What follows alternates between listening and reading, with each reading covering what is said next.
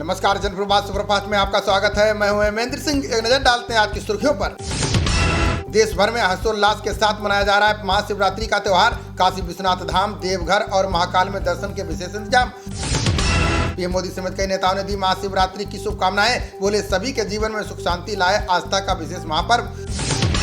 माघ मेले के आखिरी स्नान पर श्रद्धालुओं ने लगाई आस्था की डुबकी। हरिद्वार में सुरक्षा के कड़े इंतजाम, चप्पे चप्पे पर पुलिस बल तैनात। प्यार और अपनेपन का पैगाम देकर तुर्की से लौटी भारतीय टीम। तुर्की ने मदद के लिए जताया आभार, तत्काल बताई टेंट की आवश्यकता। गृह मंत्रालय ने केटीएफ और जेकेजीएफ को घोषित किया आतंकी संगठन। आईएसआई को गोद में बैठा वांटेड हरविंदर रिंदा भी आतंकवादी करार। शिंदे गुट को मिला शिवसेना का नाम और तीर कमान चुनाव चिन्ह। चुनाव आयोग ने शिवसेना के मौजूदा संविधान को ठहराया अलोकतांत्रिक। चुनाव आयोग के फैसले पर सांसद संजय राउत ने दिया बयान। बोले नए चुनाव चिन्ह को लेकर जनता के सामने जाएंगे, फिर खड़ी करेंगे पार्टी। पूर्व सीएम उद्धव ठाकरे ने चुनाव आयोग के फैसले पर खड़े किए सवाल। बोले भाजपा के एजेंट के तौर पर काम कर रहा है चुनाव आयोग। महाराष्ट्र सीएम एकनाथ शिंदे ने चुनाव आयोग के फैसले का किया स्वागत। ट्वीट पर तीर कमान चुनाव चिन्ह पोस्ट कर लिखा सत्य की हुई जीत। उद्धव ठाकरे ने बुलाया विधायक और सांसद की आपात बैठक। सुप्रीम कोर्ट में सुनवाई समेत आगे की रणनीति पर होगी चर्चा।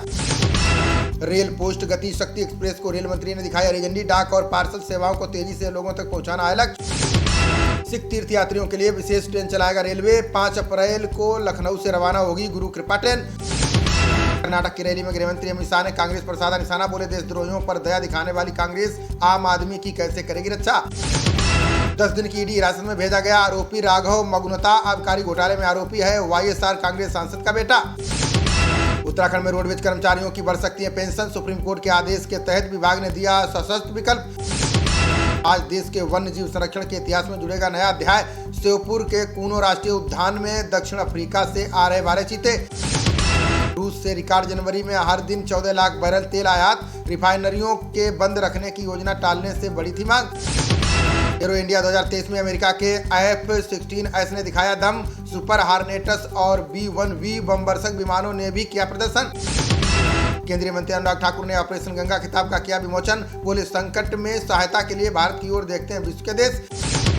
दुनिया की टॉप एजेंसी FBI का कंप्यूटर नेटवर्क हैक। बाल और यौन शोषण से जुड़े जांच दस्तावेजों पर पड़ा असर। इनकम टैक्स की टीम ने कानपुर की पान मसाला कंपनी पर मारा छापा। तंबाकू फैक्ट्री में 2 करोड़ की पकड़ी गई कर चोरी। ऑस्ट्रेलिया के दौरे पर पहुंचे भारत के विदेश मंत्री एस जयशंकर। प्रधानमंत्री एंथनी एल्बनीज से की मुलाकात। कई मुद्दों पर की चर्चा। दिल्ली सरकार ने मुफ्त बस योजना पर खर्च किए 1000 करोड़ रुपए। महिलाओं के सफर के लिए अब तक 100 करोड़ पिंक पास जारी। आज ईसा के शिवरात्रि समारोह में शामिल होंगी राष्ट्रपति मुर्मू। राजस्थानी लोक गायक मामे खान समेत कई प्रसिद्ध कलाकार देंगे प्रस्तुति। भाजपा सांसदों को पार्टी अध्यक्ष जेपी नड्डा ने दी सख्त हिदायत। का धार्मिक मुद्दों पर बयानबाजी से बचे नेता और कार्यकर्ता। TII के B20 सम्मेलन में बोले मणिपुर सीएम एन बीरेन सिंह। का म्यांमार में हाईवे बनने के बाद 18 घंटे में सड़क से जा सकेंगे बैंकॉक। ईडी ने केरल के लाइफ मिशन प्रोजेक्ट के पूर्व सीईओ से की पूछताछ। राज्य में FCRA उल्लंघन कर करोड़ों का हुआ था घोटाला। भड़काऊ भाषण मामले में सुप्रीम कोर्ट से केजरीवाल को राहत। आपराधिक कार्रवाई पर लगाई रोक। 5 हफ्ते बाद होगी अगली सुनवाई। ऑस्ट्रेलिया में हिंदू मंदिर को आए अलग अलग धमकी भरे फोन। का खालिस्तान जिंदाबाद कहने पर ही शिवरात्रि मनाने की अनुमति।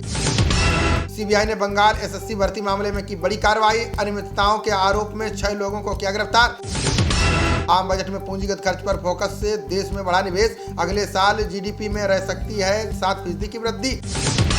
मेघालय विधानसभा चुनाव में इस बार होगा चतुष्कोणीय मुकाबला। मैदान में कुल 375 उम्मीदवार। NPP ने उतारे 57 प्रत्याशी।